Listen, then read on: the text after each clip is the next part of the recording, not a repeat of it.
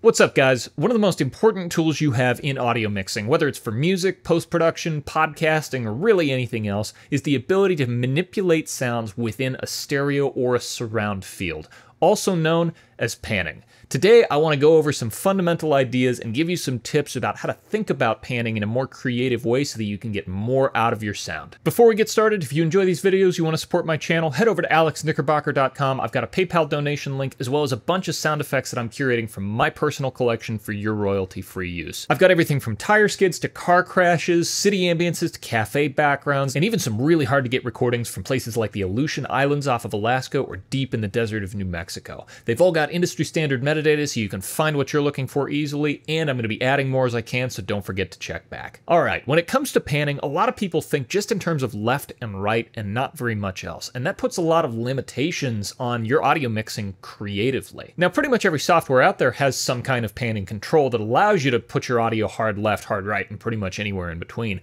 but knowing where to effectively place sounds in your soundscape so they can work together and layer against each other effectively is really, really important. When it comes to pretty much any audio mixing, there are a few guidelines that get followed, whether it's in music or broadcast television or feature film mixing. Dialogue or vocals or spoken word, for example, is generally panned hard center because that's where you want all the attention of your audience to be. Whether it's on a screen in front of you, you have words being spoken by actors, you want their eyes glued to that screen, or if you've got a lead vocal that you want to command the attention of a listener, it's generally directly in the center and only very rarely pans off to the side in either way, just because, again, you want that attention drawn hard center. What that means in the post-production world is that all the production audio that you've got from on set is going to be panned straight up the center. So if you have a bunch of Foley, for example, that you're trying to layer underneath that production audio, fill in all those details that didn't get captured on set and make it feel real, generally you want those panned to the center as well because it's going to feel more natural and like it was all captured at once. Now, obviously, if there's a character off screen or you have some reason to pan something hard left or hard right, you can do that. But even then, generally speaking, I don't really pan things very hard left, hard right, 100% in one direction. I'm usually finding myself panning things like sound effects or backgrounds no more than about 50 to maybe 70% left or right at any given time. Now, this is a little bit different in the music world because you don't have picture married to whatever audio you're working with, so you can kind of create this really interesting image for your listener simply by placing instruments or elements in the stereo field. If everything is mono, for example, and you've got all of your elements sort of panned into this really kind of finite field in the center of your image, then it's going to feel really narrow and you're going to have your audience kind of zero in on one particular aspect of something.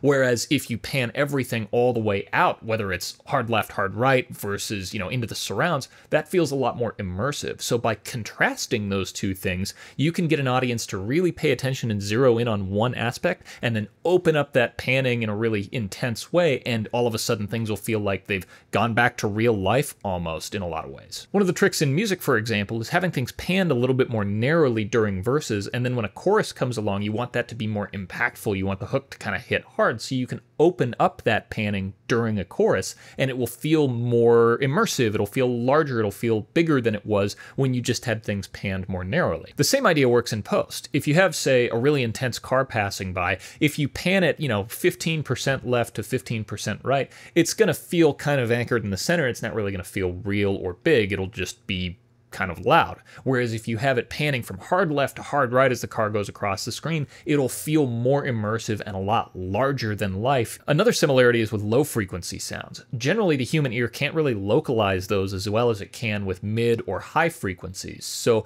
low frequencies sound like they're generally coming from everywhere. That means you can leave them panned hard center and it's probably going to sound better and create less work for you in trying to get it to actually sit within a mix. For example, a bass or a kick drum is generally panned hard center in a music track unless there's a really specific effect that the mixer is going for. Same thing with low frequencies and kind of big sub impacts when it comes to film or television. Generally, they're just panned to the center so that they can come out of only your front speakers or every speaker in general, because again, it's going to sound like it's coming from everywhere, kind of no matter what. One of the big spatial components of panning is being able to kind of establish a field for a listener or an audience member to kind of live within as they're experiencing either a song or the soundtrack of a film.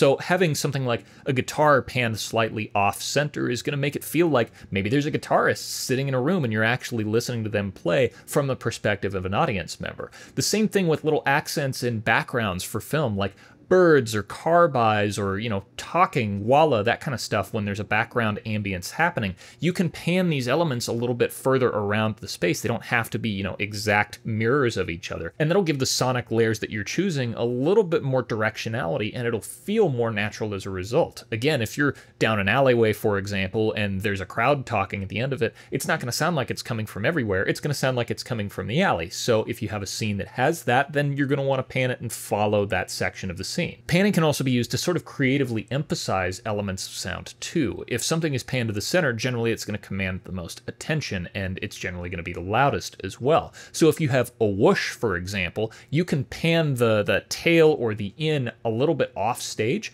and then as the whoosh reaches the apex, you can pan it hard forward if you're working in a surround space, or hard center if you're working in stereo, and it's going to feel a lot bigger than it actually might be, just because you're going, again, to command that attention directly in front of the listener. And the flip side of that is if you don't want something to have as much attention drawn to it, you can pan it off to the side somewhere, and by nature of doing so, it might call attention to itself as it stands alone, but in the greater soundscape of things, it's going to feel like it's kind of distant in comparison to what's right up the center, as long as it's lowered in level a little bit. So again, you can command and control the attention of an audience just by moving things around a stereo or surround image. A couple technical notes on panning. When you're working in a stereo space, you really only have a couple of options of left to right and then anything in between there. When you're working in surround, all of a sudden you get front to back as well as between your surround speakers. So you start getting what's called divergence in your panning controls. Divergence basically controls how wide something can be panned between two speakers, and this is especially pertinent to surround. So if you have something that's panned behind you, maybe to the right, and you narrow the divergence a little bit, it's going to artificially sort of truncate what's coming out of the right speaker and focus a little bit more on the left speaker. It's, again, sort of a ratio control for where your sound is coming from in your image. Also, when you're working in surround, but even if you're just working with a left, center, and right speaker, generally you have control over how much of a sound is panned to the center speaker as well, so you can change the percentage of how much that sound plays out of the center, if at all. That way, if you pan something and that center speaker is at 0%, you won't be panning from left to center to right. You'll be panning from hard left to hard right, and you'll have this phantom center in the middle. That makes way for a lot of dialogue or Foley or other things that need to be sort of commanded attention to within that center, and you don't have to have all your sounds playing out of that center speaker along with it. And the final technical detail is something called a pan law. Pan laws apply to how a sound is adjusted in level when it's panned from the center to the left, right, or around you. As a sound moves to one side of an image, it actually starts to sound a little bit louder, sort of artificially, even if it's not being adjusted in level. A pan law allows you to determine how much that sound is going to be reduced as you pan it hard left or hard right, and that will make for a much more natural transition. So the sound is going to seem like it stays the same level no matter where you pan it in your image. That's really useful for making things sound smooth when they move around a room or when they move between headphones. And it can be really distracting if something has this artificial big boost in loudness as it pans across the center. You're going to feel like it's a lot more intense, and so you're going to have to lower that sound if it's in the center just to make sure that, again, it sounds smooth. Pan laws take care of that, so you don't have to worry about it. In Pro Tools, it can be accessed in the session setup window, and by default, it's at -3, so anything that's panned from the center, hard left or hard right, is going to be attenuated by 3 dB at maximum. One last creative thing when it comes to panning. A lot of times you want to create some kind of chaos in your audio so that it sounds really intense when a particular scene or when a particular moment is happening. And there's a tendency to just sort of pan arbitrarily and move sounds around a space really quickly. That generally just kind of creates noise, and instead of sounding chaotic, it just sounds like an unintelligible mess, and so people don't like to listen to it. If you want to create sort of controlled chaos, you can very specifically and diligently pan things around a space, and it's going to sound chaotic just because things are moving, but you'll have a lot more finite control over how that chaos is perceived. So if you find yourself wanting to just take a pan knob and throw it around entirely, don't necessarily do that, it's not going to give you the effect that you might want. Moving things slowly and actually carefully is going to be a really, really interesting way to create more chaos than you anticipate. So hopefully that gives you some good ideas on how to use panning a little bit better in your workflows, whether you're in post or music. If you enjoyed the video, don't forget to hit like, hit subscribe. I'm over on Instagram at AXK, so come follow me over there. And as always, thanks for watching.